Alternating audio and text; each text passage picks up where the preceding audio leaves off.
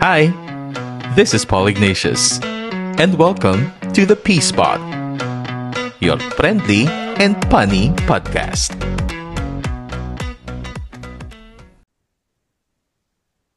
Magandang araw po sa inyong lahat. What's up, everyone? And this is Paul Ignatius, and welcome to another episode of the P-Spot, specifically Past Talk. Wala po si Tito Boy, pero ako po ang inyong lingkod para sa segment ng aming show, the Past Talk. And since we got good response sa ating unang episode ng Past Talk, we are doing another episode, and I have invited the same people who graced the show the last time or the last episode of the Past Talk. So we have again on the show JR. Hi, JR. Hello, hello, hello. Good morning, good afternoon, and good evening sa inyo lahat. Yes, sa mga listeners all around the world. And nice to see you again. And of course, we have Drew. Hello, Drew. Hello. Hi. Hi. Nice to Kumusta see you dyan again. sa Pinas? It's now like around 4 p.m., no? And dito naman sa Dubai Yes. is 12. So meron tayong 4 hours difference. So maraming salamat ulit sa pagpapaunlak, and na-enjoy ng ating mga listeners ang TV show episode ng Past Talk. So now we are doing after TV Porn. show. Ay, porn. We're doing ayan. porn? Hindi ba? Pwede. Are you sure? Ako ba hinahamon mo, Lolo? Ayan nga. Sa porn. Ikaw, Ako talaga. wag mong hamunin si Drew. Nako. Mm. Magkakaroon ng offline Sige, version. since binanggit ni Lolo, when was the first time na nanonood kayong porn? Be honest. Wow, yun talagang open natin. Ako ba nagpasimula? Sorry naman. You wanna play that game? Pero kasi, you have to check din kasi anong klase ba? Visual yung... Hindi, what is wrong with watching porn? Nothing. No, There's nothing wrong with watching porn. My question is kung papel ba or visual? Papel? Paano papel? like- Papel yung magazine ba Oh, may ganun pa ba? or palabas? Sige, both. Kasi magazine, Anong nauna sa inyo? Papel magazine or kasi sa movie? school may ganun eh. Sige. Ako naman hindi naman sa school.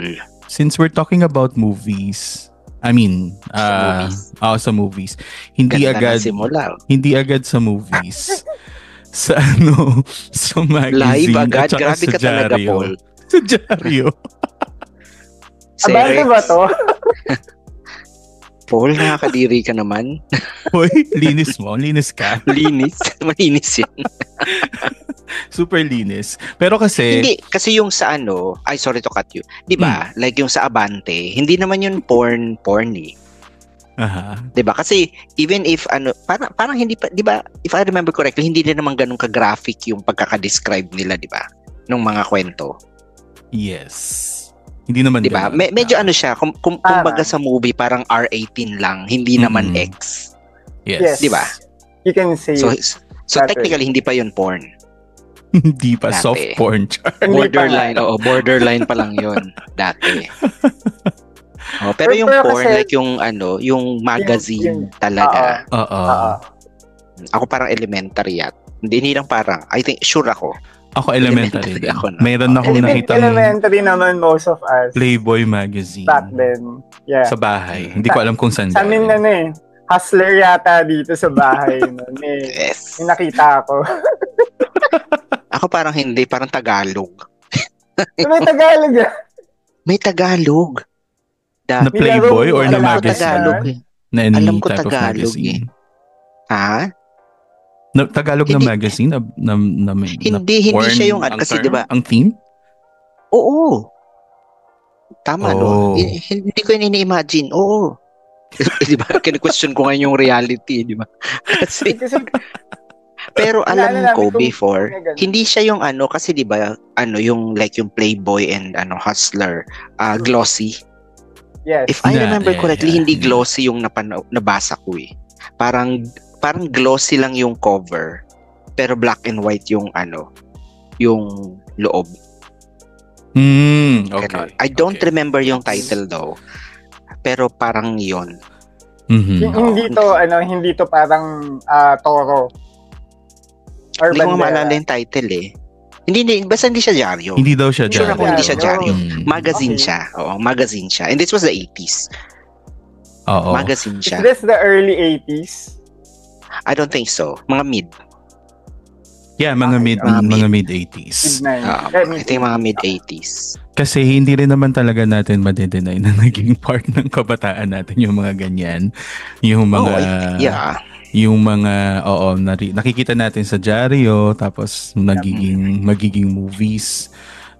Tapos naalala nyo dati kapag tawag dito, nakikita natin yung mga movies.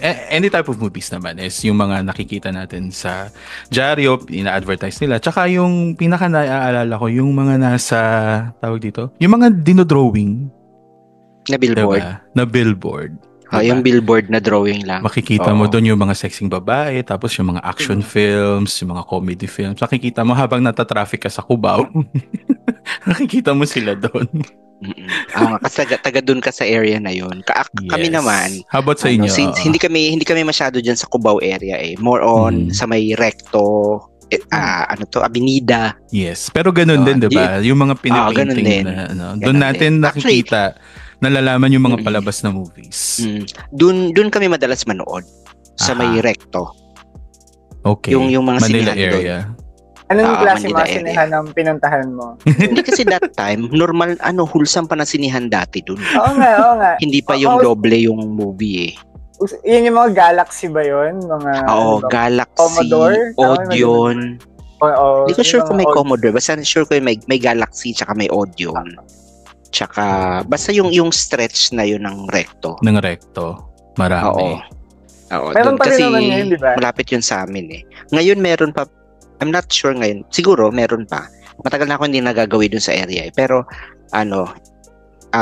nung time na dumadaan pa ako doon, which was mga 10, 15 years ago. Yeah, mga 15 years ago, yung mga yung anong tawag mo sa ganun? Double feature? Yes. Double feature. May mga ganun. Diba? Double feature back to na siya. I think I remember before, double feature siya na hindi pa yung yung mga R-rated or X-rated na movies.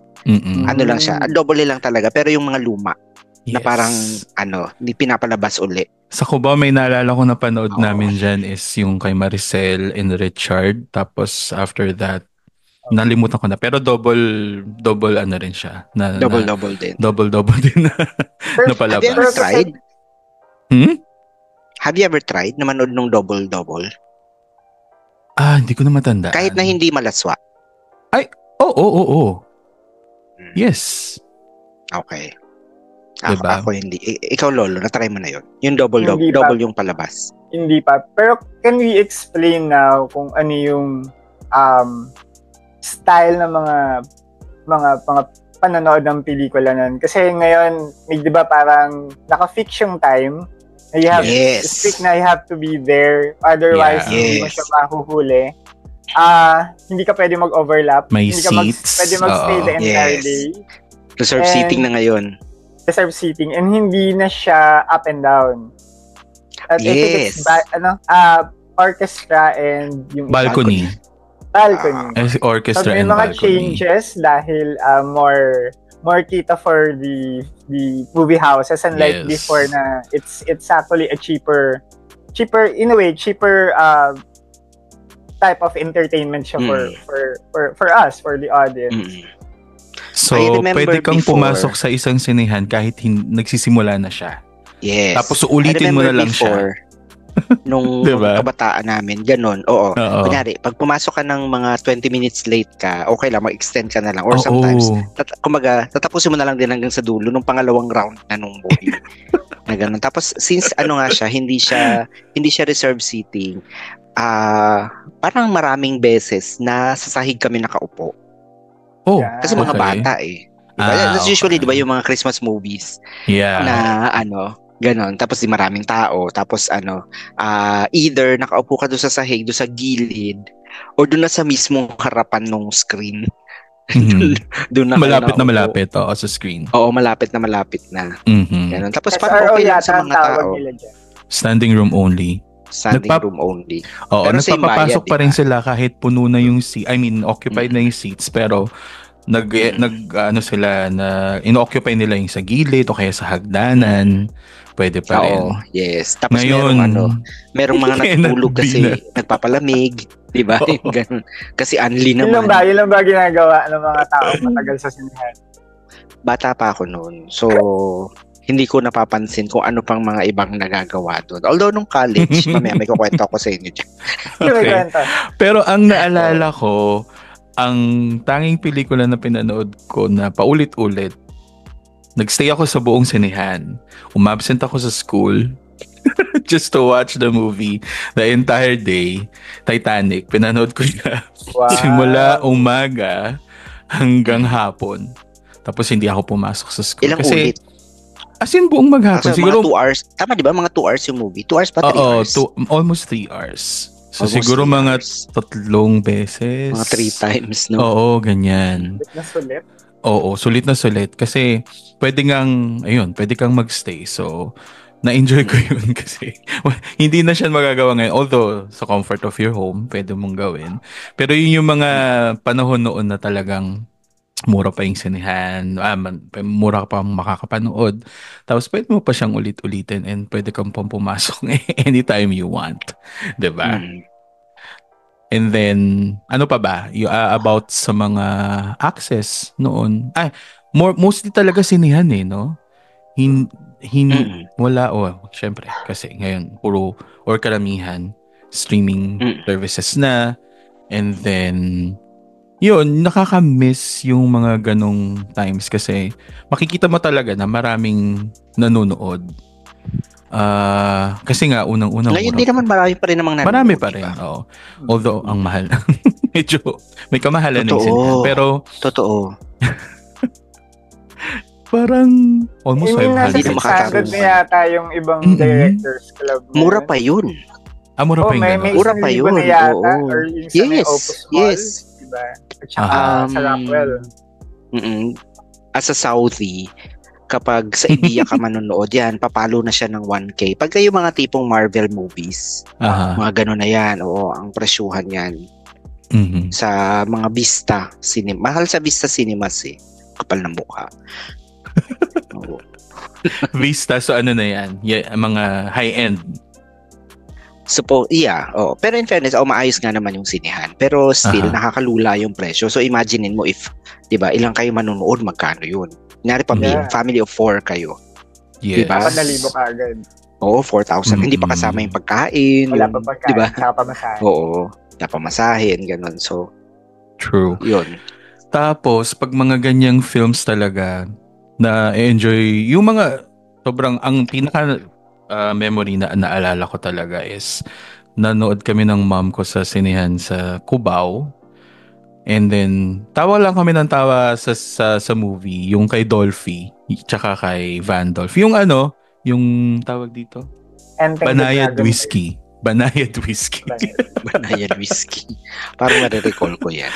Yes, yung tawa lang kami ng tawa kasi yun yung pinaka nakakatawang part na nalasing si Dolphy, di ba? Kung naaalala nyo na napagpalit-palit niya yung mga words na during...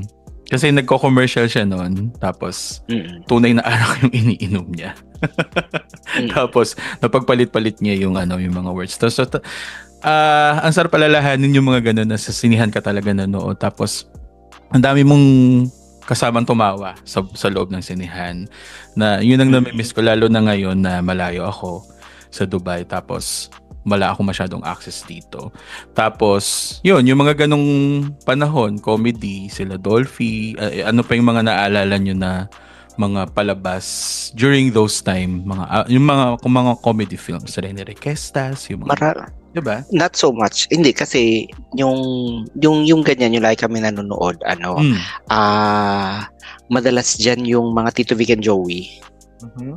Na tapos yes. ang gustong-gusto ko yung gusto ko yun, and memorable sa akin yung Inday Bote, Oh, yes. Maricel Inday sa Balitaw. Soriano, yes. Tapos si something and the Golden Bibe.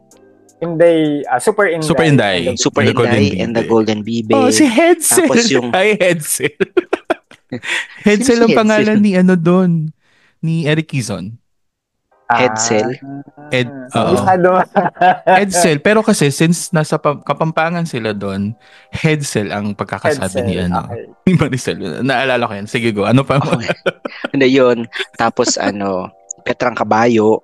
Yes. Wow. Si Roderick. Tapos and the Golden Bibe. Petrang Kabayo and the Golden Bibe. I think so. Di ba? Pilyang Kuting. Pilyang Kuting. I'm so sorry. Halo mo na. Petrang Kabayo at ang Pilyang Kuting. Si Aiza Segera. Pilyang Kuting. Aiza Segera. Yung Wake Up Little Susie. Yeah, sila naman nila Tito Vic and Joey. Yun yung kasikatan ni Aiza sa Itbulaga. Mga ganun. Yung yes. Bata pa siya. Yes. Tapos alam niyo yung ang Encantadang Kangkarot and the Magic Talong. Yeah. Yeah. Sino yan? Sino yan? Yun yung magiging title ng movie mo rin, Paul, pag ginawa sa MMK. Hindi si Roderick yun. Encantadang Kangkarot and the Magic Talong. Hindi ko na maalala yung premise niya. Mm-hmm. Basta memorable yung yung title. Yeah. Kapag comedy talaga before, napaka-distinct ng mga movies ni Roderick Paulate. Yes. Kasi that was the early 80s. Oo. Diba? Early 80s. Yung sila, late 80s. Mid to late. Oo. Mid to late. Kasi ang naalala kong late 80s, yun yung mga mga Kabayo Kids. Ay, tama ba? Kabayo Kids. Kabayo Sila... 87, 88 yan. Si diba? TVJ yung Kabayo Kids. TVJ yan.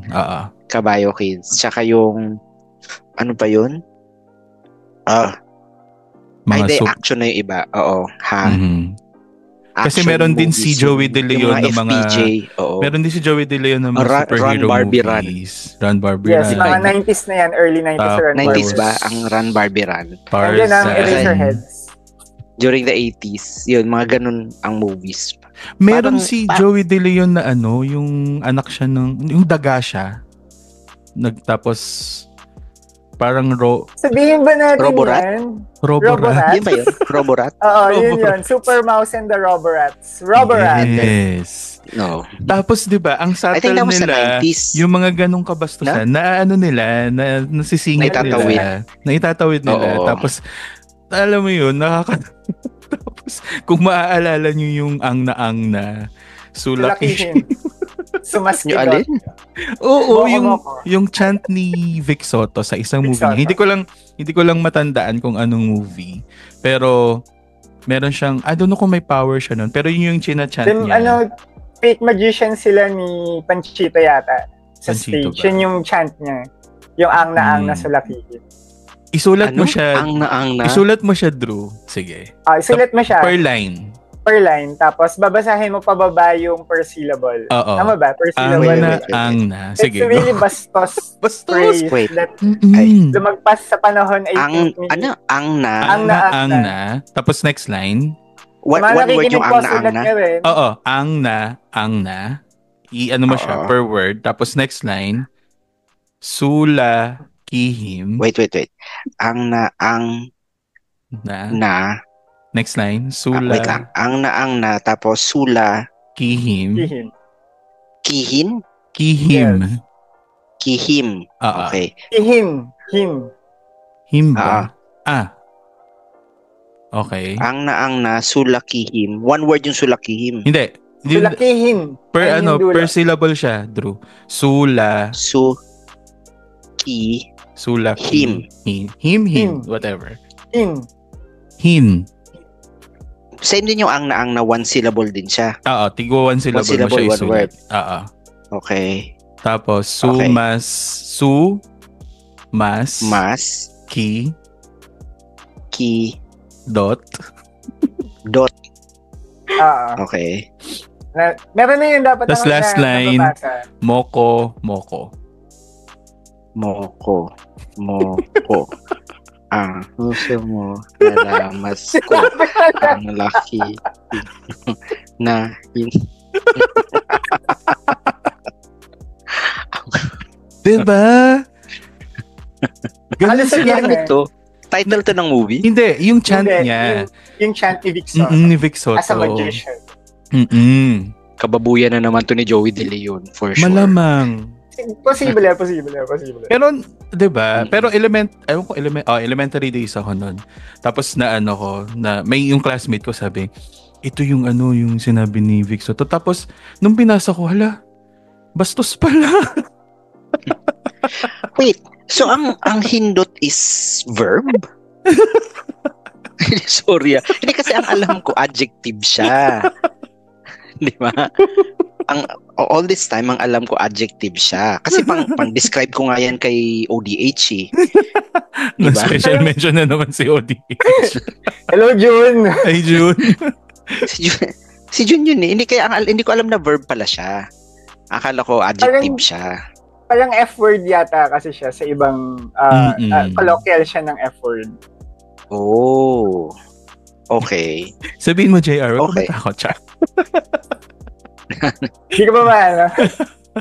Pero yun, mga ganyang comedy na may subtle na kabastusan, na isisingit talaga nila na may incorporate that was sa the mga comedy movies pa. nila. Hindi pa kasama yung yung mga sexy movies na talagang deliberately may innuendo. Iba na talaga. Wala pa. Yung mga yung mga patikim ng pinya. That's a late 90s na. Pero hindi na siya 90s. considered 90s comedy na kasi. Yung yung drama ba yun or sexy film? Yung mainit masarap parang kaning isusubok. Parang sexy film siya eh. Sexy film ba yun? I remember it in the 90s eh. Mainit, masarap, parang kaning isusubok. Yes. And from what I remember din, yung mga sexy films is iba-iba rin yung tawag noon, 'di ba? Dati bomba. It started with bomba, yes. I think bomba was a term from the 70s. Yes. 70s. Tapos naging TF, titillating films. Pene muna, 90s. pene. Ay, may Pene ba? muna nung early 80s. Pene. Ay, talaga? May ganun ba? For distraction in political, yung political climate. Ginamit for distraction as for the people, yung pene films. And then, sexy films na nung late 80s, I think, is yung ST. TF. ST, yes. Sex Street, yes. I remember movies. ST. TF, tapos naging, ST ba muna? ST muna. ST muna. Kasi sinabay nila yun sa sinabay nila sa Wet Look. So kung naalala nyo, I think merong ganun si Rufa Gutierrez na naka-kamison siya, nasa kabayo, tapos medyo wet siya. So that was hindi ba yun sa White Castle? Hindi naman. Parang ganun, pero I mean, it's a movie. It's a movie. And then pumasok kung si Rufa yan, tapos this was the 90s, she was a teenager. Parang mga 18, 19 years old. Oo. Ganun, right? Bata pa siya. Younger, I think. So malaswa siya. Parang, ano ba yung pinakamagandang babae? Malaswa siya. Hindi, I think yan kasi meron yan yung time pa ni Gloria Diaz, which was the, I think, 70s. Diba? 70s, yes. Tapos parang ni-remake siya. I think sometime in the 90s. 90s yata. 90s. Oo, kasi yan nga yung time ng mga TF. For our listeners na hindi familiar po sa TF, ang ibig sabihin hindi po talent fee. Titillating films. TF, emphasis on Tite. Titillating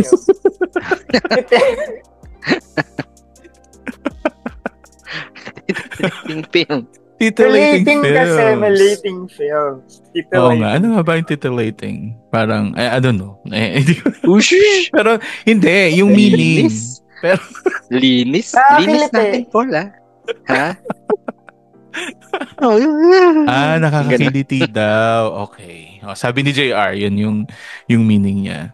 Nakakaramdam ka ng It titillates you. Yeah. Ganon. Yes, there you go. Yeah. Yes. Okay. So, may time din na maraming mga sexy films noon, like Kokak. Naalala nyo si Rachel Obangco. Wait, na kapag nagtatransform fantasy siya. movie? Parang fantasy. Pero, na sexy. Oo. Kasi I remember kapag nagtatransform siya back in to a human being. As in talagang nakahubad siya. Oo, naka-frontal siya. Frontal? May frontal na dati? Yes. Oh. Diba? Okay. Si Coca. Grabe. Masyado namang mapangahas yun. Kung may frontal na before. Although, yeah. I mean, for a local movie. Tapos may frontal. Tapos kumaga mainstream movie siya. Talaga. Di ba ano yan? Nung time ng Seiko Films nung early 90s, parang they were considered as that production company na nagpapalabas ng mga sexy like Machete yata sa kanila Machete. din. I think yun yung nag-start. Cesar Montano, diba? Machete. Cesar and Ay, ang original, kasi alam ko naging iba-iba rin, nagkaroon din siya ng iba-ibang versions, diba? Original si Rita, and then next si Rita yung babae. Si Rita Avila yung Machete? Hindi, siya yung babae. Yung babae kaya nga. Rita and Gardo. Tama? Hindi ba si Cesar Montano mo? Cesar and Rosana. Sino yung kasabay ni Cesar? Rosana Roses. Sa first one? Hindi ko lang alam kung sino yung una. Teka, pero ang alam ko, sige, i-check nyo.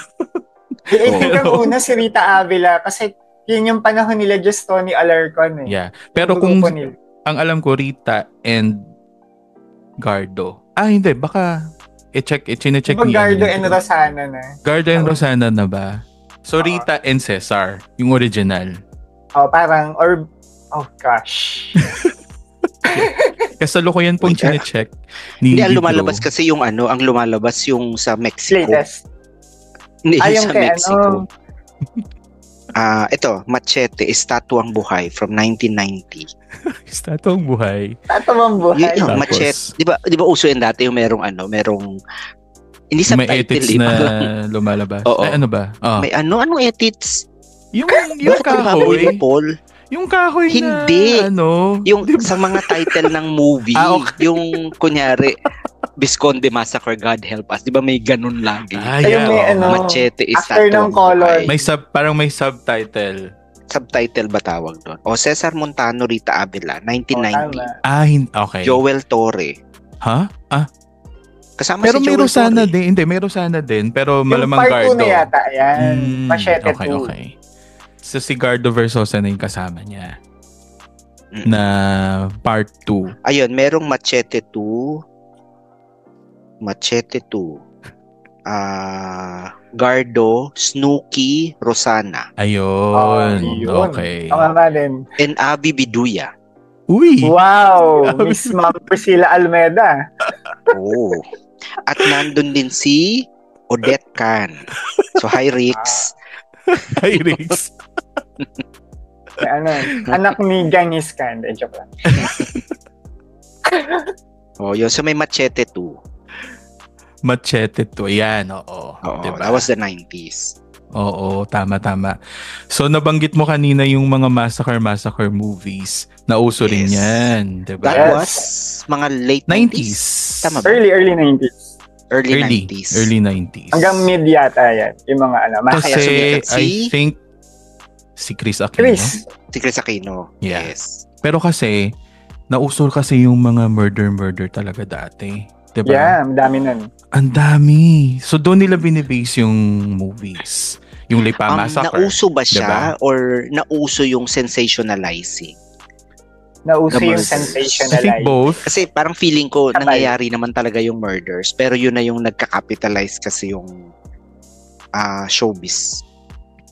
Diba? So, I think it's a bit of both.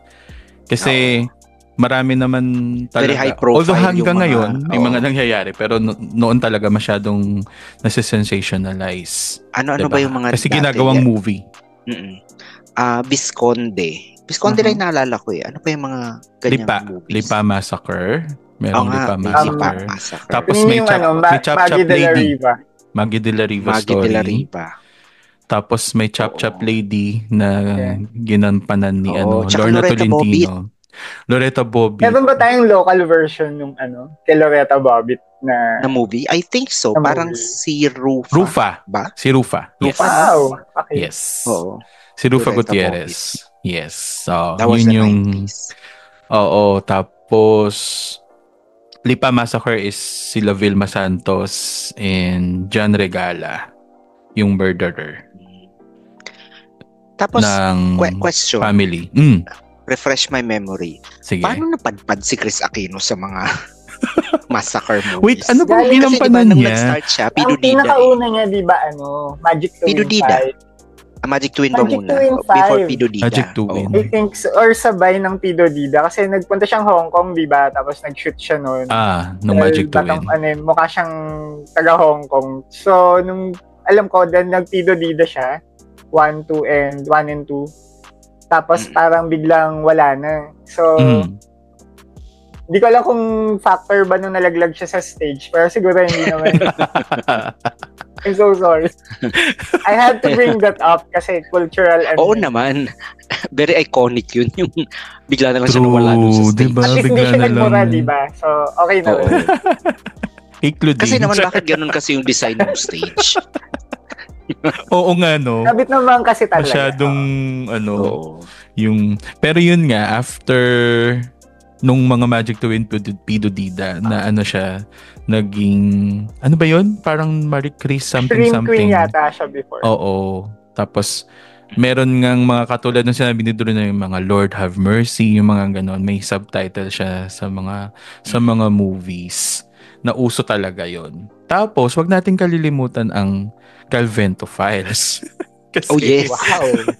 Kasi, diba? Nag-start as a TV series? Naging TV series. O TV series na naging movie o nag-start na movie? Newspaper column siya ni Tony Calvento. Tapos, yung mga crimes na feature niya, ginawang series. Naging weekly series siya. Tapos, ginawang movies. Ni si Carlo J. Caparas din ba yan? Di ba siya lagi yun ang hindi ko matandaan. Yung director Oo. Siya yung mga ganyan. Sino yun? Lori Reyes. Cash cow Carlo J. Caparas. Di ba? Sila ba yung magka-partner lagi? Hindi, si Lori Reyes kasi Peke Galiaga. Lori and Peke Galiaga, tama. Medyo ibang sila. Yeah, tama. Ibang lore. Lori and lore. More on mga horror ba? Sila, fantasy. Mga fantasy. Sa kanila yung Magic Temple.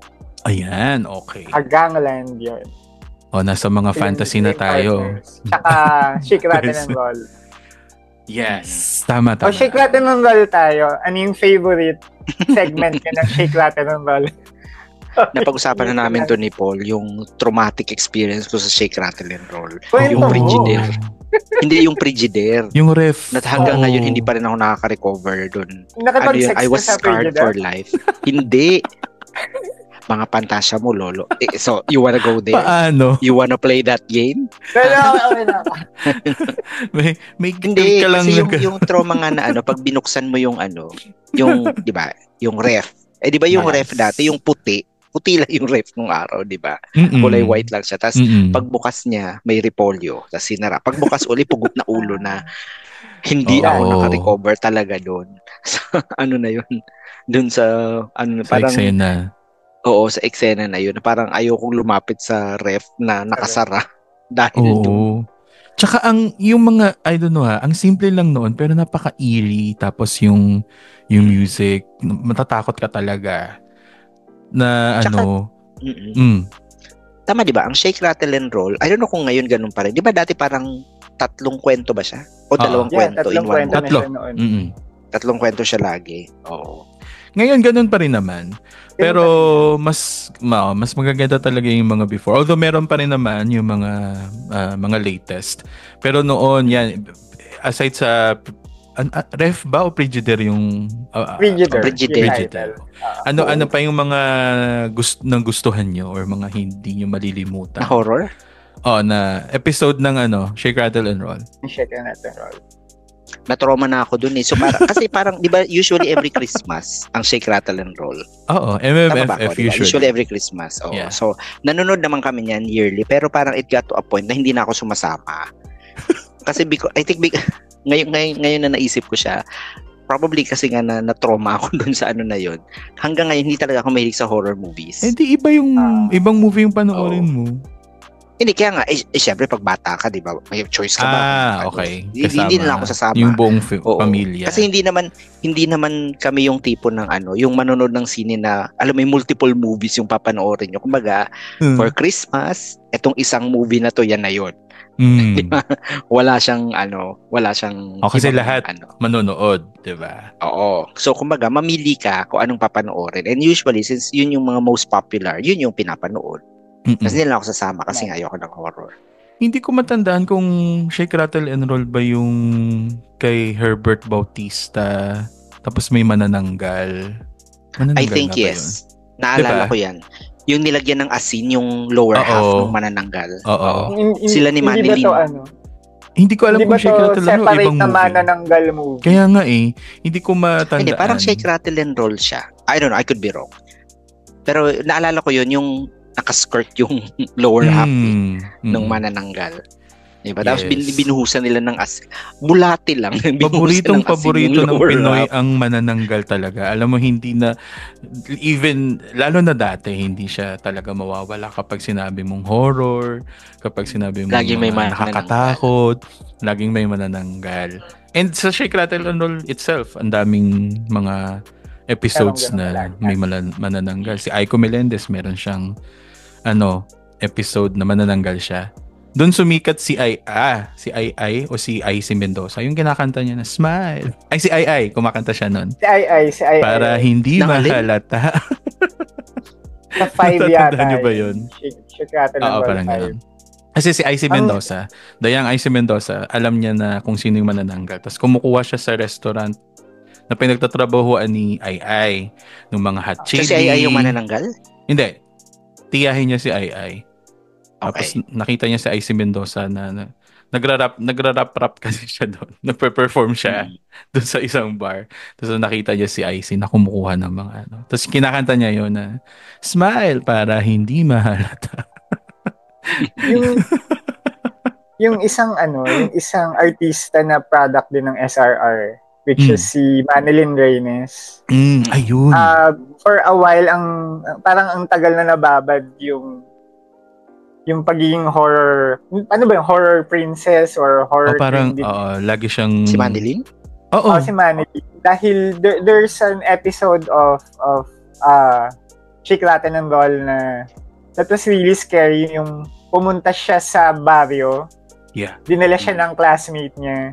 Si Ana Roses. Tapos hindi niya alam yung entire people parang dun sa bahay ay lahat ay aswang. Mga aswang. Mga aswang sila lahat. So, ang ganda nung presentation na yun. Tapos ang style talaga is magaling siya yung parang matakot at magtititilig. Oo. So, parang dinala yan hanggang few horror movies after na pag sinabi mong si Manilyn, alam mong technically maganda yung magiging horror output niya. So, I feel na yun yung isang naging magandang resulta ng SRR. Ng Shake, Rattle, oo. Kasi talagang tatatak talaga sa'yo yun, lalo na nung mga kabataan before, nung panahon natin. Nakakatakot kasi talaga. Tapos, ang sabi pa nga ng mama ko, totoo daw yun. I mean, parang based daw sa... based sa true story. Sa true story na... Or meron talagang ganon ginagawa na iniimbitahan daw yung kaibigan. Tapos kasi nga, kakainin na yung kaibigan yung buong buong baryo. Which is... Ngayon kasi, pag ikaw po lang nag-imbita, nakakainin ng kaibigan, iba nangyayari Pero kakainin pa din ng lahat. Kakainin. Ay, nako. Una si Paul. Tapos ang pinaka-leader ng mga aswang dun si Res Cortez. Naalala ko. Lagi na lang si Res Cortez. Either rapist, which is really aswang. Oo. Typecast talaga siya si Res Cortez. Tsaka sino to? John Regala. Si John Regala, di ba, nung mga murder, massacre. Yeah, lagi siya yung massacre. Siya yung madalas. Tapos dun sa episode na Shake, Rattle, si Vanjie Labalan din yung... Si Vanjie Labalan. Laging din, kontrabida din siya. Lagi siyang yung mga, kontrabida, tapos yung mga leader ng mga ganito, di ba? Tapos, ano pa bang mga mga naaalala yung mga mga films. Meron na-discuss na natin yung mga comedy, fantasy, horror, mga romco, ay hindi romcom. Mga mga chick flicks. Mga chick flicks. Like what? Anong mga natandaan mo? I remember na panood ko sa sine yung yung si Aga tsaka si Leia. Bakit labis kitang mahal? Bakit labis kitang mahal? Meron sila. Tsaka sana maulit. Bakit labis kitang mahal? Ang alam ko bakit labis kitang mahal. May minamahal is Aga and Aiko. Aiko? Okay, sorry. Yan. Parang yun lang naalala kong like ganyan yung chick flick na pinanood namin sa sinihan. Tama ba? Oo. Bakit labis kitang mahal? That was the 90s. Kaya naalala ko Leia, Aga, and I think kasama rin si Ariel, pero baka ibang movie na yun. Sana maulit muli talaga. Napaka-classic. Si Agnes at saka si Jerry. Leia Salonga and Aga Mulak. Yes, yun yung nagpunta siya sa States. Tapos sinundan siya ni Aga, pero nag-iba na si Leia kasi iba na yung priorities niya sa buhay. Iba na yung buhay niya doon. Oo. Nagbago na siya. Yes. Oo. 'Di ba?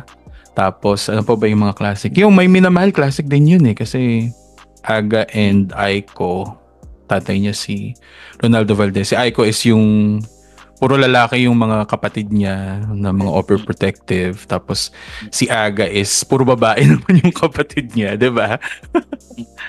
That was the 90s. Inaalala ko naman yung sa 80s na madalas yung mga movies ni Ate Shawi. Yun. Si mas Shawi, early yun. Oo. Yung mga mga revenge. Bukas luluhod ang mga tala. Yeah, yung mga ganyan. Pasan ko ang daigdig. Bituing walang Bituing walang ningning. Oo, alam mo sobrang kaya talaga megastar siya na nabansagan talaga siyang megastar kasi pang ganun yung movies. Meron bang movies si Ate Guy during the 80s na alam mo yun? Yung more on 70s siya eh. Kasi parang alam ko more on 70s eh. Early 80s. Parang Himala. During the 80s. Siyempre. Himala was early 1982. 80s. Yeah. T-Bird at ako. Sila ni Vilma Santos. T-Bird at ako. Bulaklak ng City Jail is also 80s, I think. Si Ate Guy ba yan? Nora. Oo. Nora Vilma. Siyempre yung Minsay Isang Gamo-Gamo. Kung saan sumikat ang 70s ba? Yeah. Title my pa lang brother alam mo is not a pig. Oo. Title pa lang alam mo nang may substance yung movie. Yes. Oo, yan din yung mga kasagsagan ng mga director talaga na sila Lino Broca. Kumbaga art film siya talaga. Mario O'Hara, sila Mike De Leon. Yan talaga yung mga Ishmael Bernal. Mga 70s na talaga siya yan. Si Insyang, Kakaba. Uy, sobrang naalala ko yung Kakaba. Yung kumakalembang. Parang nare-recall ko yun, Kakaba. Doon sumikat yung kantang bigyan mo po kami ng tinapay. Naalala mo ba yun, Drew? Tapos Madre yung kumakanta. Parang nagbe-bake sila ng bread, tapos nagdadasal sila sa Diyos. Musical siya yung number na yun. Yung part na yun, tapos, yes. Yung part na yun, kumakanta sila ng bigyan mo po kami ng tinapay. Ang story nun, Jay Ilagan. Christopher De Leon at si Sandy Andolong. Sandy Andolong, that name, di ba? That name. Di ba? Na lang siya narinig uli. Si Sandy Andolong. Si Leon Paris, si Boyet De Leon at si Sandy Andolong. Oo, kasi pagka ganyang caliber ng drama, sila yun. Yeah. Parang, would you say na sila yung equivalent ni John Lloyd and Bea during that time? Kasi ako, kung masaset ko sa ganyan, ang ilalaban ko dyan yung Kung Mangarap Ka't Magising, si Boyet De Leon, tsaka si Hilda Coronel. Yan yung nasa Baguio sila, di ba? Nasa Baguio. Tama. Kasama si Jim Paredes, tsaka sino nga yung namatay na? Jay Ilagan. Sa Apo. Apo, Danny Javier? Danny Javier. Yeah. Oo. Ganda din. Naisip ko tuloy, we should do that. Mag-ano tayo, yung manood tayo ng one movie, tapos let's discuss. Pwede. Yung mga ganyang caliber ng movie. Yan, yung mga ganyang ano. Oo, tsaka yung luma talaga. Classic yung luma talaga. Classic na film. Reactions and ano. May movie nun, Batuta ni Dracula. We could... Kay Eddie Garcia. Gusto ko yan. Bakit naman Batuta ni Dracula? Art naman yun. Eddie Garcia. Ganun. We could talk about it. Oo. Ang Batuta ni Dracula. Seryoso? Meron ganun. Oo. Check mo. Of course, hahanapin natin, di ba? Eddie Garcia yan. Batuta ni Dracula. Comedy? Ayun ang hindi ko alam. Sige nga, ayan. Chine-check ni Drew. Wait, naglalag siya eh. 1971. Ayan, Oh my God, ang tagal na. Yan yung mga ganyan. Panoorin natin yan. Diba? And let's discuss. Hanap lang tayong kopya. Sige, go. Mahirap maghanap ng kopya usually. Marami yan online na. Oy, mabalik tayo kay Sharon. Kay Ate Shawi, Jump. Tawag dito. Pinaka naalala ko rin na film niya is Jack and Jill. Sila ni Herbert. Diba? Sila ni Herbert. Pero pangalawang Jack and Jill na yon. Dalawa yan eh. Kasi ang unang Jack and Jill si Dolphy. Tama ba? Dolphy tsaka may isa pa eh. Si Lotus Key ba to? Lotus ba Lotus? Lotus Key is yung nanay ni Eric Kizon. Yeah, yung first one yata. Jack. Pero yun, naalala ko yung Jack and Jill na yan kasi, 'di ba? Bakla tsaka tomboy silang magkapatid, tapos tatay nila si Panchito. Tapos laging, alam mo yun, syempre yung mga time na yun, masyadong pa yung mga tao sa mga gay. Lagi siyang lagi siyang tinutukso, ganyan. For a film like that na parang I can say na matapang na talaga siya kasi dinidiscuss na nila agad yung mga homosexual. Even yung mga ibang pelikula, 'di ba? Roderick Paulate. Dati pa lang sanay na tayo. Pero medyo typecast talaga yung mga films or yung mga about pag gay is parang katatawanan, yung mga ganyan. 'Di ba? Kasi yun yung nung 80s eh. Medyo hindi pa I mean, may mga characters pero more on it's insensitive pa that time. Oo. Pwede mo pero sabihin nakakalusot. Di ba? Pwede mo sabihin inclusive but it's very insensitive.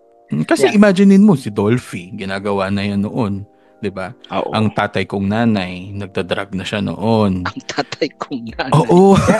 Sila ni Nino Mulak. Nino Mulak, yes. Yan, 'di ba?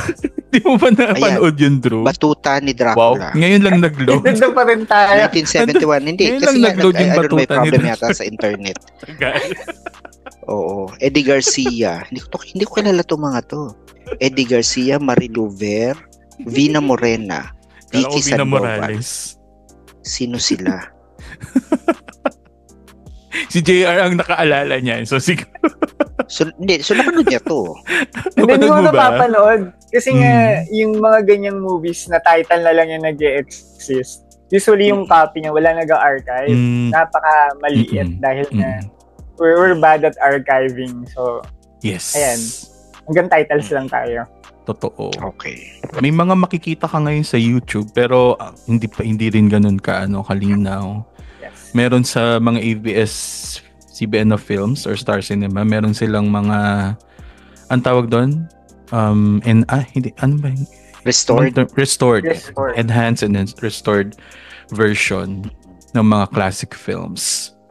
Yeah, pwede nyo i-visit yung mga yung YouTube nila kasi meron sila doon mga selected films na restored version. I think yung mga classic na pag-usapan natin nandun. Even Himala, 'di ba? Napanood nyo ba yung Himala? Hindi ko napanood yan. Oh? Himala, Oro Plata Mata, hindi ko yan napanood. Wow. True, nasa YouTube siya. Alam mo, alam ko lang siya, pero hindi ko siya napanood. Okay. Gawin natin assignment. Oo. Yes, marami tayong mapag-uusapan. Oo. Marami tayong mapag-uusapan. Oo. Alam na yung himala na yan, promise. Oo, yung himala. Parang alam ko lang yung premise niya, pero I haven't really seen it. Sige, panoorin natin yan and then let's discuss sa next episode. Yes. Pag-usapan natin ang himala. Pwede tayong mag-movie review. Diba? Movie reviews ng mga classic na films. Ano pa ba? Zuma. Alam mo na, sobrang... Zuma. natatandaan ko yan. Oo. Ay, tama diba? Zuma. Yan mga fantasy. Of course, Darna. Oo. Of course, yes. Darna. Sinong paborito Captain niyong Barbell. Sino ang paborito kong Darna? Si Anjanette Abayari ang favorite ko. Wow! 90s, early 90s. Oh, no? Yes. Because, believe it or not, may ex akong kamukha ni Anjanette Abayari. Wow! Believe it or not. Believe it or not. Well, actually, hindi kayo maniniwala, pero yes. So, yun. Naniniwala naman kami. High school yan. High school. Naging ex mo siya. Yes. High school. Yeah. Kalain mo yun. Pero yun. Yeah, gusto ko yung parang Anjanette Abayari. Siya tsaka si Angel. Oo. Yung Pinay na Pinay yung parang yun yung dapat features na nila. Yun yung dapat na Darna. Yung morena na oo. Ang kayo, favorite kong Darna, Sharon Cuneta. Oo? Nag-Darna ba siya? Seryoso ba yan? Oo, nag-Darna siya si Ate Shawi. Talaga? Medyo conservative yung Darna niya kasi di ba parang one piece yung suot niya? Sa Captain Barbell. Oo, tama. Sa Captain Barbell yun. Yung last part ng Captain Barbell, lumabas si Sharon na naka-Darna costume, tapos si Edo Manzano yung isang yung Captain Barbell. Yes. I remember nung time na yon na parang sa tabloids, parang pinag-uusapan na bakit Darna si Ate Shawi, mataba siya, gano'n. Tapos pag tingnan mo naman yung picture ngayon, parang hindi naman. Hindi naman siya mataba. Parang alam mo yung normal lang. Hindi nga siya hindi pa nga siya masasabi mong yung voluptuous. Hindi as in normal na katawan lang siya. Normal lang talaga. Diba? Pero it was a big deal na mataba na hindi naman. Ako ang pinaka natandaan ko naman is si Nanette Medved. Wow. Na Darna. Yeah. Na issue din yan. Oh, bakit? Kung bakit siya. Kasi flat-chested si Nanette Medved. Hindi issue talaga yan dati. Kasi 'di ba, yun nga yung yun yung isa sa mga defining qualities ni Darna. Di ba? Na siya, voluptuous talaga si Darna. And here comes Nanette Medved na na they're slim. Pinapattern kasi nila sa Wonder Woman. Kay Wonder Woman. Oo, no. Yung posterior ng hero, which is Yes. Pero yeah, I agree. Anjanette tsaka Angel talaga is kasi sila yung mga sa katawan, sa features, sa kulay ng balat. I don't even know kung sino na ang Darna ngayon. Last is sa TV series, si Jane De Leon. Sino? Sorry? Jane De Leon. Okay, hindi ko siya kilala. Hindi ko siya kilala. So, pero sa TV, so out of touch. I mean TV show, hindi siya? Hindi sa ganun sa siya, movie. morena?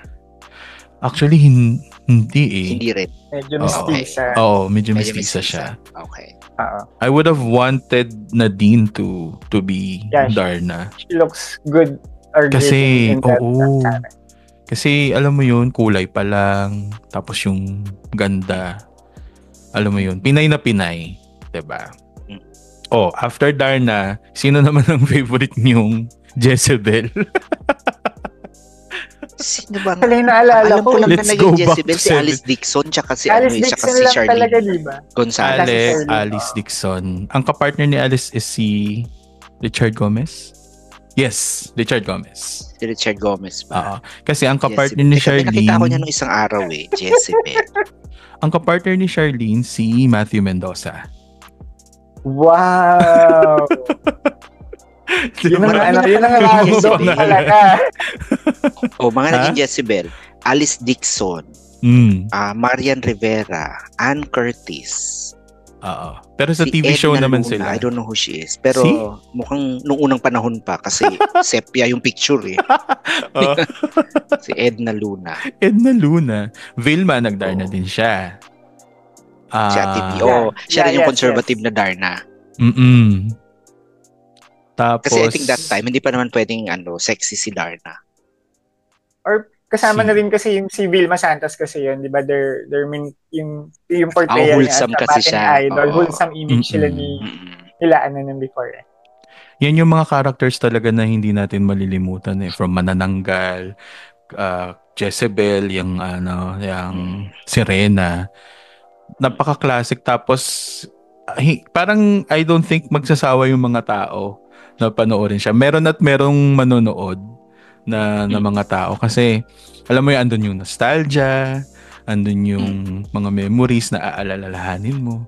Tapos, good din kung mapapanood ng mga younger generations. Kasi, Jezebel, ano ba yung huli? I think, Marian Rivera nga ata yung huling nag-Jezebel. No? Pero sa TV yun. Hindi Jezebel yung may dugong. Hindi, Marina. Tama. Si Claudine. Okay. Si Claudine Barreto. I stand corrected. Si Malu de Guzman. Malig de Guzman. Si Dugong. Si Aling Lokring. Si Lokring. Bumabalik sa isip siya. Si Lokring sa Over the Bakod. Tama ba? Yes. Yes. Si Aling Lokring. Yung may nagtitinda siya ng press piece. sa Over the Bakod. Okay. So, ayan. Na-discuss na natin ang ano pa ba? Action films. Okay ka, Ferico, the movies. Ayan. Okay. Yan. Okay ka, Ferico. Parang feeling ko lang yun, cash grab.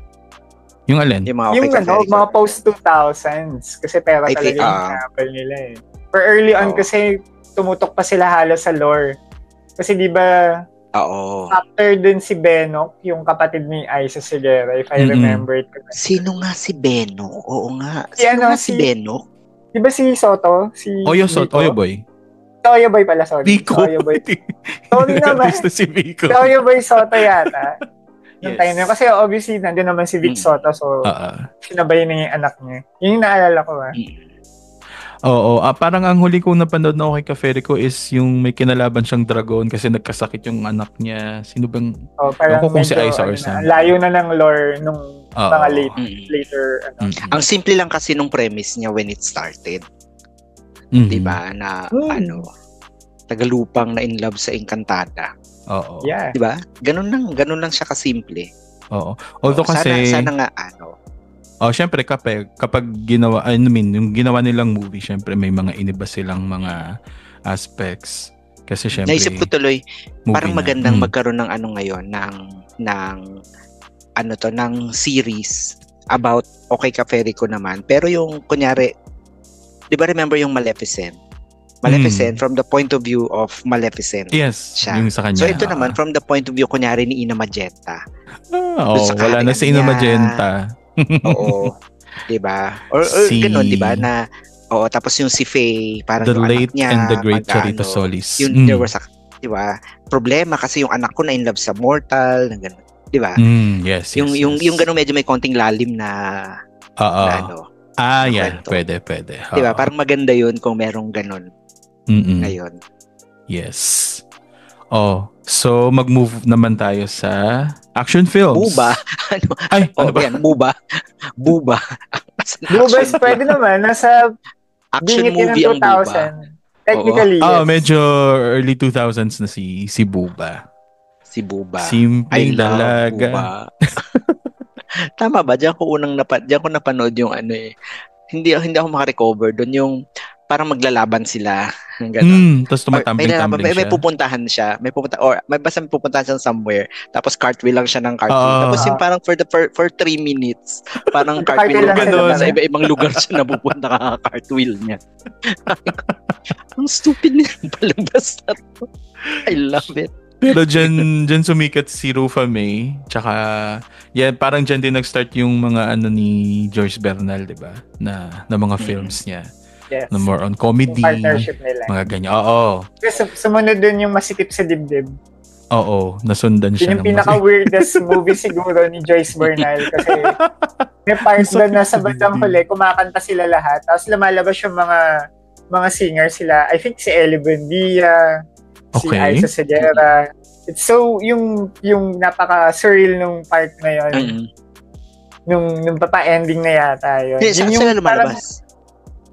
parang biglang yung nag-appear lang. Nasa stage na sila, parang naging GMA Super Show yung actual na set. Okay. Ito yung movie na pag may nag-i-English, nagdumudugo yung ilong nila. Nag-nosebleed talaga sila. So, napaka-weird na feeling. Para tapos yung buong pamilya niya, addict. Yung for me. Oo, tama. Kailangan pa naman yun kasi talagang wasak na wasak yung pagkagawa ng pelikula. Parang wala sa katinuan yung gumawa. Wala talaga. Parang sinabi lang ni Joyce, ito lahat yung ideas ko, gawin natin lahat sa isang pelikula kasi para wala lang ako may isip na iba. So, tapos, yun, going back to action movies, syempre the movies ni FPJ in the 80s. Yes. Tapos yung mga movies nila, Jerry Craval. Yes. Jerry Craval. Diba? Jerry Craval yung mga si tipo ng movie na Ace napapanood ko Peña? sa bus. Ay, hindi, Ace. Ano siya? Sino nga siya? Ace Verhel. Vargas. Ha? Ace Hindi Verhel? action star na Ace. Or Ace Verhel. Verhel. Ace Verhel. Ace Verhel. Yeah. Oh, Ace Verhel. Yes. Oo. Si Ace Verhel. Siyempre, Robin Padilla, hindi mo Robin Padilla. i-discount yan. Marami siyang action films. Yun na lang, ano tawag dyan? Utol Kong Hoodlum. Maging Sino Ka Man. Although Maging Sino Ka Man is drama and action. Pero yan, yung mga classic. Did you notice na Mista. Kasama pa niya si merong period, si Rostom Padilla. Ay, sorry. Kasama niya doon. Sorry. Sige, go. Hindi, sabi ko, did you notice that there was a point na parang nag-hard stop ang action movies? Wala nang action movies. Local. Nadali kasi ng global. Nung pumasok, di ba, puro local lang tayo. Tapos, pumasok ang VCD generation. So, nagkaroon na ngayon ng other options ang mga ordinary Filipinos na mahilig sa action. And naging pirated pa. So, tuloy-tuloy yun from VCD, cable TV, DVDs, hanggang internet. So, hirap na si action movies kasi yun talaga yung target audience mo, yung mga ordinaryong gusto lang magpatay ng oras. Yeah. So, kaya naubos ang action films natin. Okay. Kasi ako, I think I was overthinking it. Na parang sabi ko, it was a cultural shift. Kaya nawala yung action. Kasi parang less na yung adoration towards yung brusco. Mga action stars. Parang more on the sensitive guys na. Pero you have to include din kasi na bakit nanalo sa ERAP.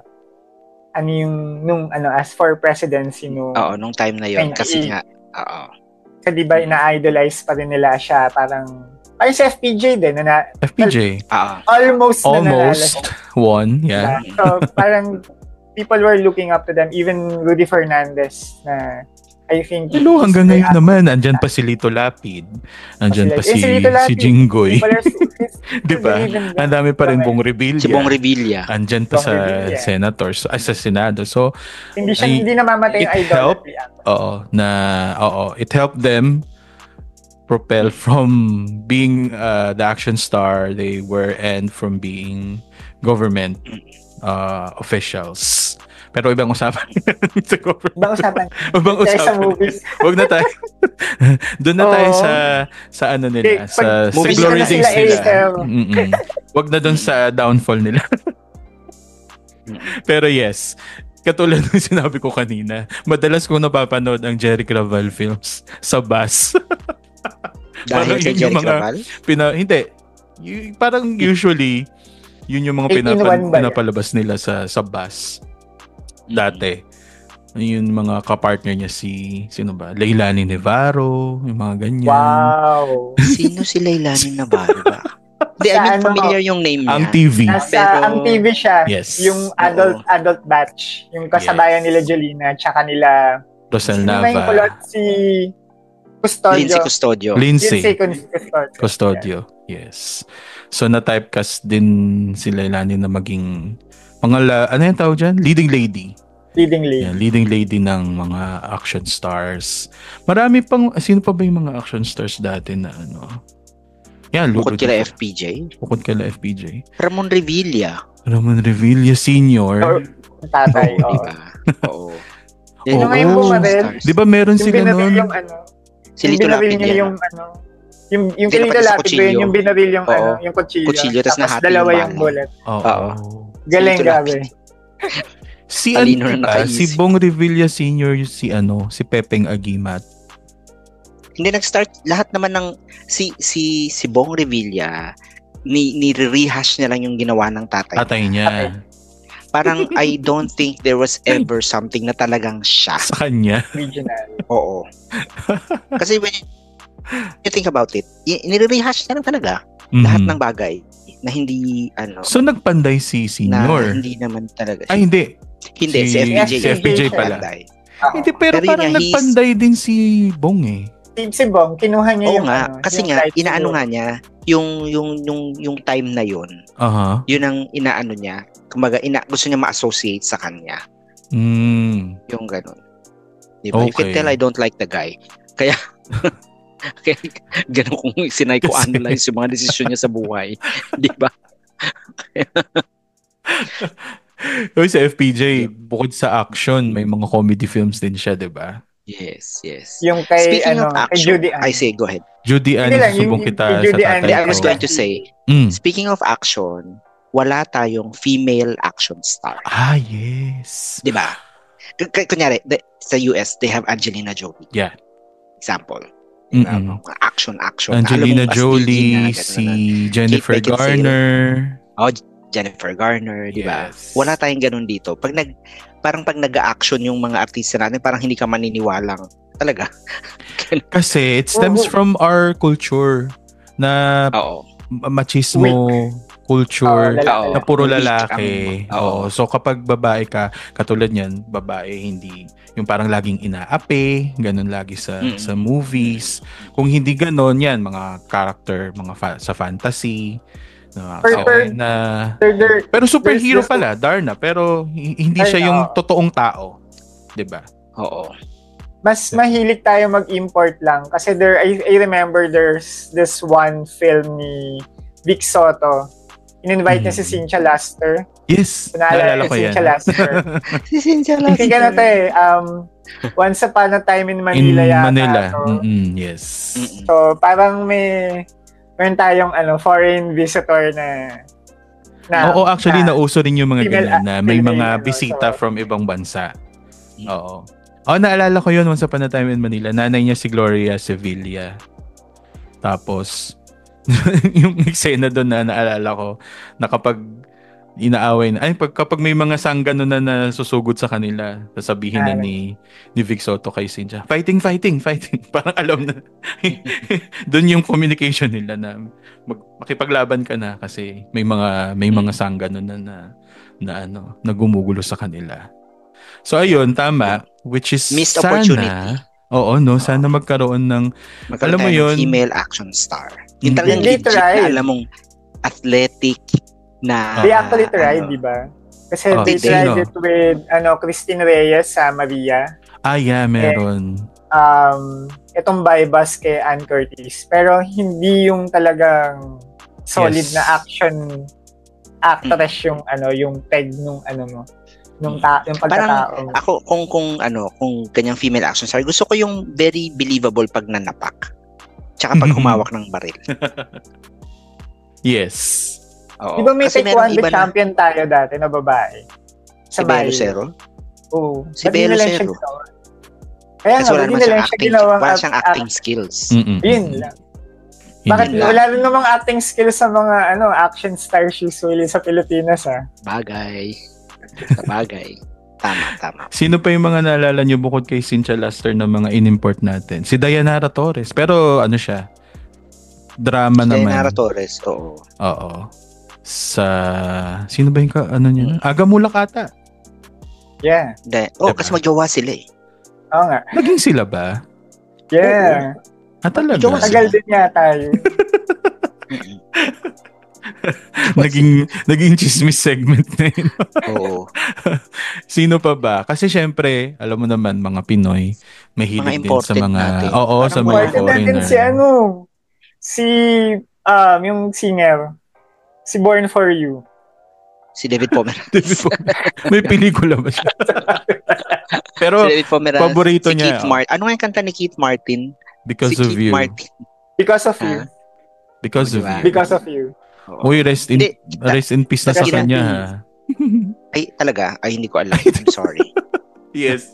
I'm sorry. Wala Hindi, na tapos siya. kung nag-movies, yung mga PBA imports.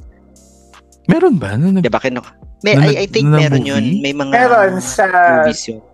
Dunkin Donato. Tsaka yung Si kay Lolo maasama mo sa ganyan. Aquino. Tapos yung isa kay Leon na Tigre. Mga jeepney drivers naman sila. I think nandun si ate ko. So, plus yan, mga early 70s may mga active din na Dunkin Donato, Benji Paras, Benji Paras. Yes. And si Bonal Balingit, naging mainstays si Bonal Balingit. Oh my God, si Bonal Balingit. Mainstays na sa local TV. So, yung mga basketball players na naging Kaya technically, si James Yap. James Yap. Oo nga, no? Ano pa yung meron pang... Ha? Si Maui Roca din kasi, di ba? Nag-TV din siya. Hindi, may movie akong natandaan na basketball players tapos andun si Mahal. I think yun yung kay Alvin Patrimonio. Oo, andun si Alvin Patrimonio. Last 2 minutes si Jericho Deniera. Diba? Mga pure foods players. Oo, tapos si Mahal, nagiging bola siya ng basketball. Naalala ko. Ang stupid yung premise. I love it. Diba? Maalala mo. Kaya nga, alam mo yun yung... Bigla akong naalala. Nagigets mo yung appeal niya. Na ang stupid nung premise. Gusto mong makalimot sa mga bagay-bagay. Diba? Pero tuwang-tuwa na tayo sa ganun eh. Kasi diba, simple lang siya pero nakakatuwa kasi before kasi 'di ba parang wala tayong masyadong problema sa buhay. Doon parang nagiging escape natin yung movie. So kapag nakapanood tayo ng gano'n, nakapanood tayo ng mga gano'n na kahit stupid na ngayon, natin na ganun man yung ngayon. Pero before, 'di ba, parang nakakatuwa kasi yun si Mahal nagiging bang na. Tapos speaking of Mahal, meron din si Noel Unga Ayala, naging yung mga ganyan. Yeah, nandun siya sa Tarzan. Yes. Saka sa Small Medium Large, naalala niyo yung Small Medium Large. Kay Rene Requestas tsaka kay Small si Noel, ang Noel Unga. Tapos medium si Rene Requestas. Tapos large si Bonal Balingit ba? O si Jimmy Santos? Either that or Benji Paras, one of those. Basta. Ayan, small, medium. Kasi may fascination talaga tayo sa dwarfism dahil as early as 80s Weng-weng. kay Weng-weng. Ay, oo! Kung naalala niyo yung action star yan si Weng-weng, di ba? Oo, kung naalala niyo yung Manila Film Fest, ang daming in-invite nung taong yon sa Pilipinas sa mga international actors, mga directors, ganyan. Ang dami nilang binebentang pelikula nung time na yon. Ang binili lang daw yung search for, yung movie ni Weng Weng. So I heard about that. Ayun, For Your Height Only. For Your Height Only. Yun yung title. Mas naka-jetpack siya, lumilipad siyang ganon. Yun yung nakakuha ng appeal. Hanggang ngayon, somehow, nakakuha natin yung appeal ng dwarfism hanggang umabot kay Willie Revillame, yung pumasok na yung Mahal at Mura. Tapos, yes. Meron pang recently pero kasi it's more of sa social media na yung isang nakikita ko usually na. Nakita ko siya. Palit na guy. Yung paano tumayo, yung sila ni Derek Ram. Yes, yun. Nag-viral. Kaya niyang tumayo. Siyang tumayo. Tapos si Derek parang hirap na hirap. Yes. Naalala ko yan. Nakita ko rin. Dumaan din sa feed ko yan. Yung kasama niya si Derek Ramsey. Dwarfism. Ano nga yung title ng movie ni Weng Weng? For Your Height. Hindi ko na maalala. Hindi, yung dati pa. Yung... Marami siyang ba yun? Yun yung sumikat. Ayun talaga? Okay. Lagi siyang kasama ni FPJ. Hindi na siya umabot. Hindi. Hindi, okay. Pero lagi may action movies na kasama siya as a sidekick, right? Tama ba ako nung naaalala? Hindi. Hindi, alam ko hindi. Baka iba yan. Okay. Parang pinagsasolo talaga siya nun. Wait lang, naalala ko. Anong movie yung balita noon na sinushoot nila kung saan namatay daw si Julie Vega? Hindi ko na maalala yun. Kasi 'di ba, they were shooting this film daw and tapos parang merong something na entity. Nagpaparamdam. Oo. Tapos yun daw yung naging dahilan. Si Julie Vega. Bakit namatay si... Sabi ha, I don't know kung... yun ang dahilan kaya namatay si Julie Vega. Oo. Or di ba iba yung cause of death niya? Yung yung pills, yung pampapayat. Mm-hmm. Parang yun yung naging... Parang yun yung naging cause. Kasi before, di ba, may pang pinaiinom sila dahil nga yung fascination ng entertainment industry sa payat. Like, call back to nung kanina regarding yung kay Sharon Cuneta na sinasabi mataba siya. Yes. And ang sakit ng entertainment industry is papayatin. Dahil nga ang peg kasi 'di ba pag lumabas yung artista sa screen, nagta-times additional 10 pounds. Oo. Mas pero lumalaki. Alam mo yun yung naging problem nila for the longest time. I'm not sure kung ganun pa rin. Okay. Pero, so siguro parang gusto ni Julie or parang may mga nagsasabi sa kanya na kailangan pumayat siya, ganun. Pumayat siya, Parang yun yung dumaang sa chismis. Kasi ang dumaan naman sa akin, kasama niya ata daw si Helen Vela dun sa film. So parang nasimulan daw ni Helen Vela tapos namatay si Julie Vega. Alam mo na yung mga chismis noon na dahil daw sa movie na sinushoot nila somewhere. Speaking of mga celebrity deaths, sino yung mga memorable mo ng mga movie stars? Siyempre, Rico yan, di ba? Na sumikat with Claudine Barreto. Yung mga namatay na celebrities? Holy Week namatay si Rico yan eh. I think Good Friday. Oo, Holy Week yun. Natanggap na lang namin yung text na namatay na siya. Yes. Namatay na si Rico yan. Text pa noon, syempre, 'di ba? Yun yung ating source of news and information.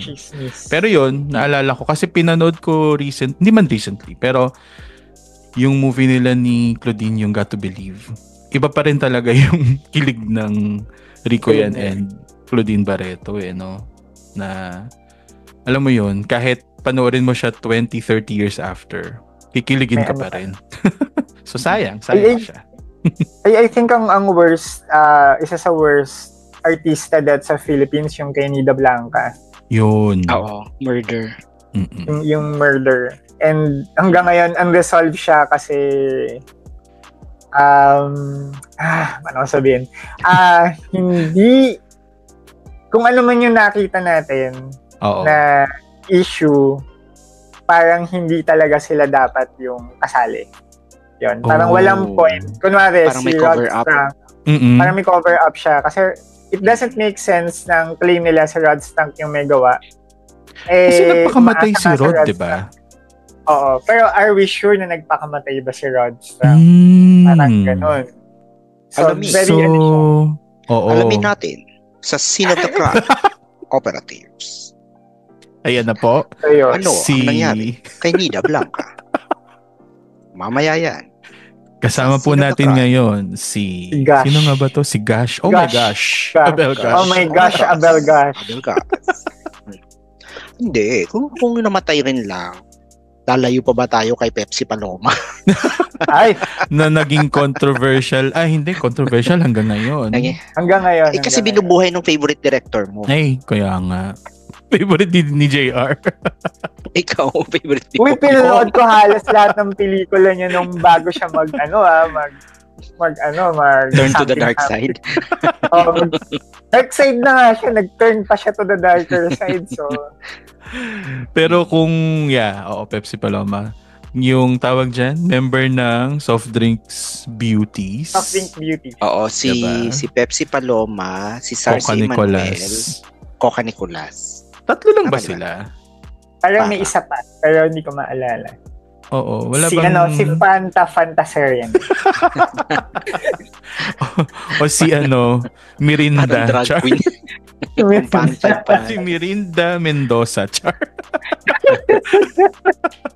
Oo, no? Ano kaya kung may ganyan pa rin hanggang ngayon, di ba? Ibang mga soft drinks na. Pero yes. Ano ba kasi? Napakamatay ba siya? Sino? Si Pepsi? Hindi ko alam. I was too young nung nangyari yun. Parang may nagsasalta ngayon si about it si Sarsi Emmanuel yata or si Coca Nicolas na parang sinasabi niya na hindi lahat totoo yung nangyari ngayon. Pero iba din kasi yung sinasabi siguro ngayon compared before. Pero kasi before kasi di ba may mga news blackout and gumagawa sila separate story madali yun dati. Oo. Death, di ba? So, I'm not sure someone out there na nakakaalam talaga, they're not going to show the real story probably. So, ayun. So, tignan natin kung anong magiging tawag dyan, epekto nung pelikula ni Daryl Yap.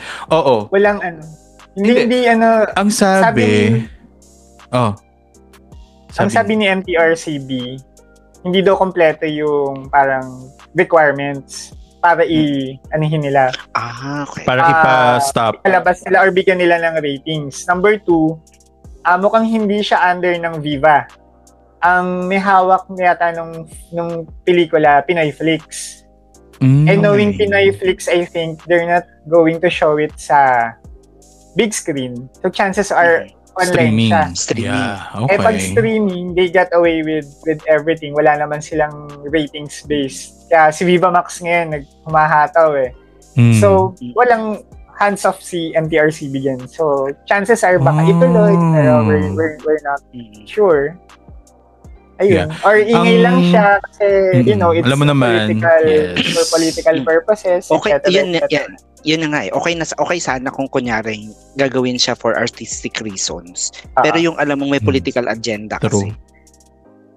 Kaya yun siya naging super problematic at the expense of a dead person na hindi kaya fight back. Hindi mo pwedeng kasuhan yung tao. Well, patay yan So, diba? Unfair lang nung Pero naalala ko yung yung movie nila Virgin People, 'di ba? Si Pepsi Paloma yung si Pepsi Paloma yung ending, yung nasa ending, hindi niyo na matandaan. Pero may part 2 kasi yung title ng movie Virgin People. Yung reboot yung naaalala ko kasi. Sila Sunshine Cruz. Yun yung mas memorable sa akin kasi. Okay. Yun yung mas bago. Naging ni-revive nila. Pero, naalala ko kasi, ewan ko kung saan ko napanood nung bata pa ako. Basta napalabas siya somewhere sa TV.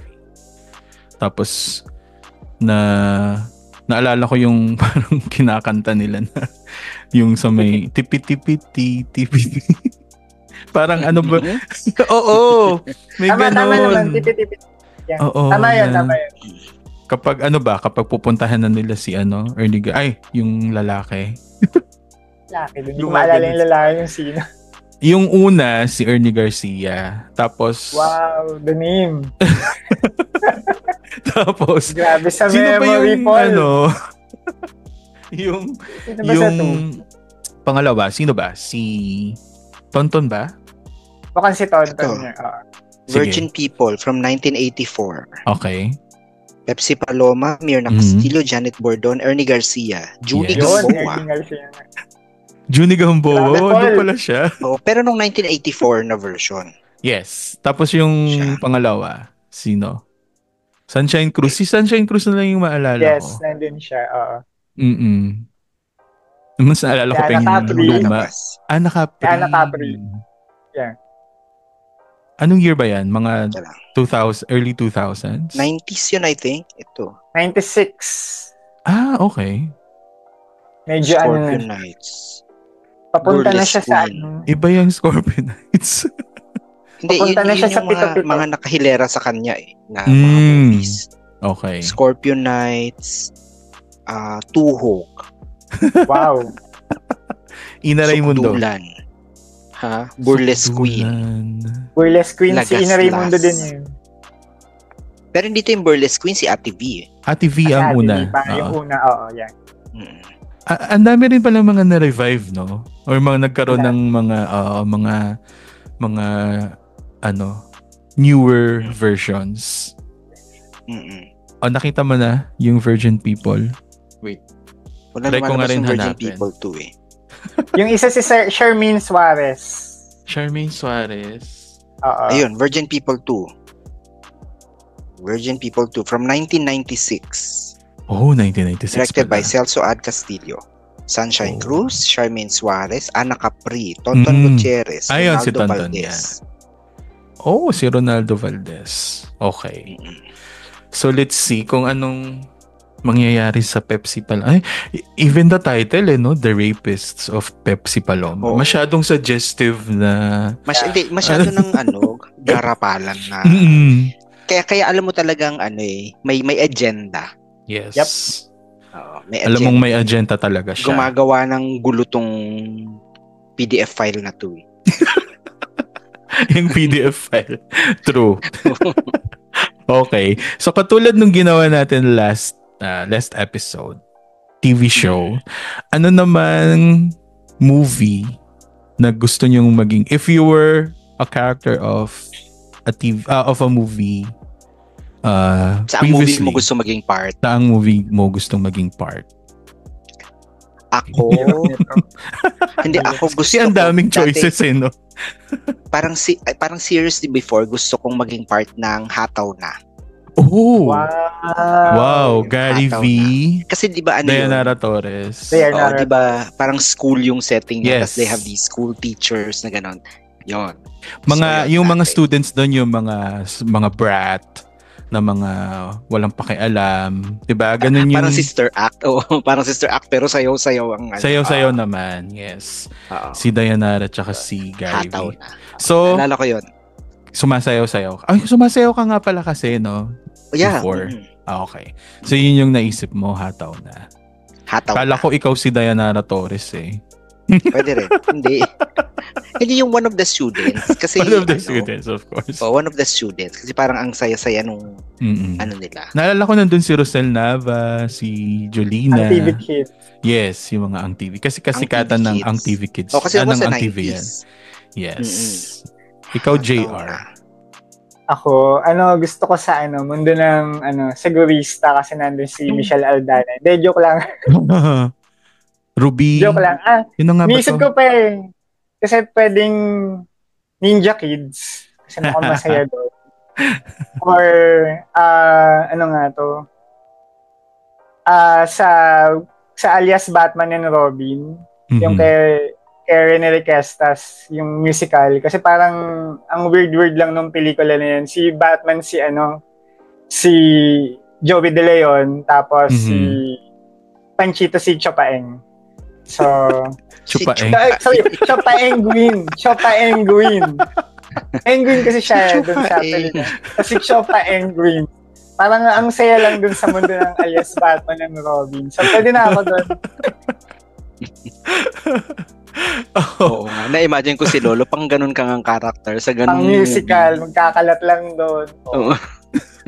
Oo, yung musical comedy na very light and tama. Ako, ba? Naalala niyo yung Family Tree? Yeah. Helen Vela, Tito Soto? Tama ba? Yun ba yun? Iba yun? Yung sa TV ba yun? Teka. Hindi, movie siya. Nida Blanca ang alam ko. Yung that one. Yung Makapangyarihang Puno. Fantasy kasi. Yung TV show ko fantasy. So, yung movie ko, gusto ko rin fantasy. Yung basta may kapangyarihan yung puno. Tapos, sinuwerte yung family dahil sa puno kasi binibigyan sila ng pera, binibigyan sila ng mga masasarap na pagkain. Parang yung mga ganon. ko yan. Yes. Oo. Tapos, naalala ko pa, gumawa ay, akalain mo sa puno, nagkaroon sila ng kotseng maganda. Tapos yung kotse lumilipad. Naalala nyo na ba? I vaguely. Vaguely. Oo. Wala lang. Kasi alam mo, nung kabataan ko talaga, gusto ko yung mga ganyan, mga fantasy movies, tsaka mga TV shows. So, yun, yung naalala ko. Andun si Nida Blanca, I think. Tapos si Family Christine, sino nga ba to? Christine Ann Gonzalez ba yun? Yung nanalo sa Little Miss Philippines. Hindi niyo Rose Ann Gonzalez. Rose Ann Gonzalez. Rose Ann Gonzalez. Yes. From 1987.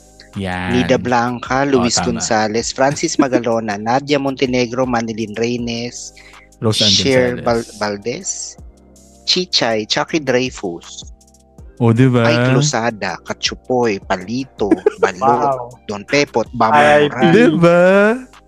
Yun. Okay. Bammer Moran. Alam mo talaga kung anong panahon siya eh. Di ba? Yun talaga yun eh. Yun eh. Kasi Seiko Films, 1987. Enjoy na enjoy ko yung mga ganong films. Kaya yeah, kung if I were to kasi I think it's feel good. Yes. Wholesome. Which is I think siya, or siguro kasi nga mga bata tayo, very definitive nung era na yon. Yung ganong types of movies, yung talagang targeted sa mga bata. Yes. Na wholesome kinds of movies. Yes. Kaya masayang alalahanin at sana mapanood ulit. Or I think meron namang sa YouTube baka, pero baka hindi malabo. Baka malabo at hindi malinaw.